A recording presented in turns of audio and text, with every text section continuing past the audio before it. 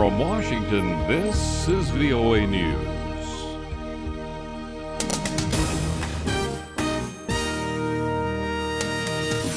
Coming up, al-Qaeda suspect in the U.S. to face terrorism charges. What a Nobel economist is saying about the U.S. fiscal crisis. Hello, everyone. I'm Steve Norman. U.S. officials say a Libyan terrorism suspect captured in a raid by American special forces in Tripoli back on October the 5th is now in New York to face charges. The al-Qaeda suspect, known as Abu Anis al-Libi, has been under federal indictment in New York for more than a decade. He's charged with helping to plan the bombings of U.S. embassies in Kenya and Tanzania in 1998. United States, Russia, China, France, Britain, and Germany will hold 2 days of talks, Tuesday and Wednesday, with Iran. It could decide the decade-old crisis over its nuclear program, and can it be solved peacefully.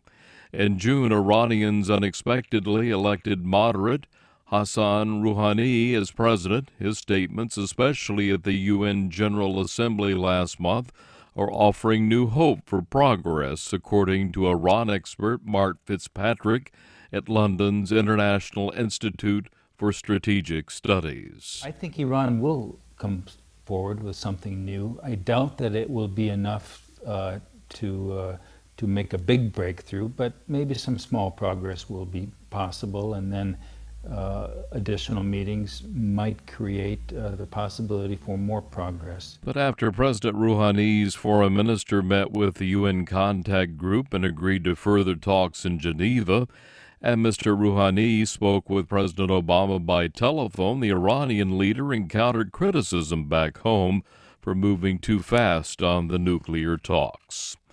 Several news outlets, including TV New Zealand and CNBC, are reporting an earthquake with the preliminary magnitude of 7.4 hit the southern Philippines.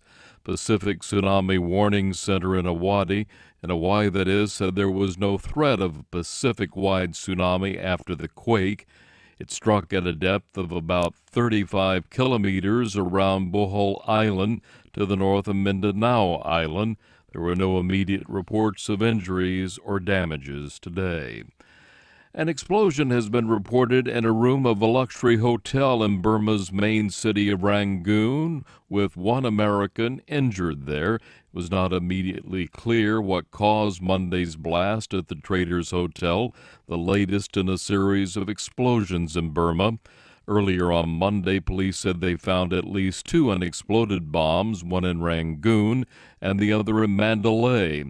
In recent days, a series of bombs have gone off in Burma, killing 2 people, and several others were wounded. Here in Washington, Democratic Senate Majority Leader Harry Reid says there was tremendous progress, he says, on Monday toward a deal to end the 2-week-old U.S. government shutdown and raise the debt ceiling. Republican Senate Leader Mitch McConnell says he shares Reid's optimism about a day of talks with his Democratic colleague. If the debt ceiling is not raised by Thursday, the United States may not be able to pay all of its bills. President Obama has said this would be a catastrophe for the world economy. Meantime, Robert Shiller, who was one of the 3 people to win the Nobel Prize for Economics on Monday, spoke about the U.S. fiscal crisis when he met with reporters. I'm thinking that this crisis will likely be resolved. We won't see a default. Even if we do, it will be for 1 day or something like that. And even if it's longer, I think that it's not the end of the world, and the markets might drop 7% on some day and then come back up. I should add, however, I do not know the future, and I could be wrong. 67-year-old Yale University professor is well known as the creator of the Case-Shiller Index of home prices. The other 2 winners of the Nobel Prize are 74-year-old Eugene Fama and 60-year-old Lars Peter Hansen.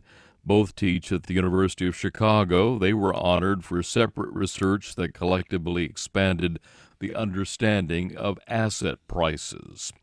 Well, U.S. stocks rose on Monday, helped by signs that Washington was moving closer to a deal that would avert a default by the U.S. government. The Dow Jones Industrial Average added 0.4% to close at 15,301. Index was down as much as 100 points earlier in the day. Standard & Poor's 500 index rose 0.4%. The Nasdaq Composite Index ended the day up 0.6%. And due to the Columbus Day holiday, trading was lighter at normal at 2.6 billion shares. Get more news by going to our website at voanews.com. I'm Steve Norman, VOA News.